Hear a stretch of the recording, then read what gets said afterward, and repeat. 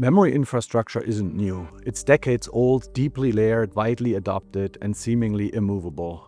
Over the years, it's evolved through countless iterations, new protocols, new speeds, but always within the same broad compute architecture. And for good reasons, it works. Systems, tools, and entire ecosystems are built around it, but that legacy, it is also a weight. Today, we are entering a new era. AI in general and edge computing, AI at the sensor, ultra-low power logic. These new paradigms don't just stress the old memory models, they actually outgrow them. Designing for the future means rethinking the infrastructure, not just upgrading it. But here's the catch, we can't break everything at once. Not in an enterprise, not in embedded, and definitely not as a startup. So what do?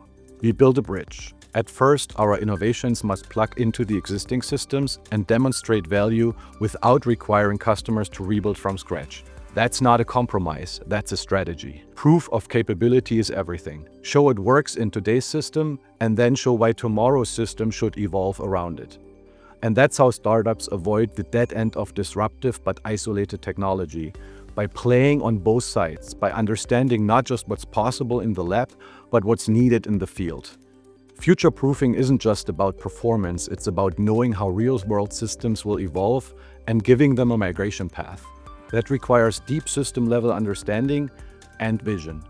We're not just designing new memory or compute, we are enabling an ecosystem to evolve without breaking itself apart. And that's how we unlock real change, one layer, one decision at a time. Legacy systems don't have to be a trap. With the right bridge, they can be launchpad. Design boldly, but design with a roadmap.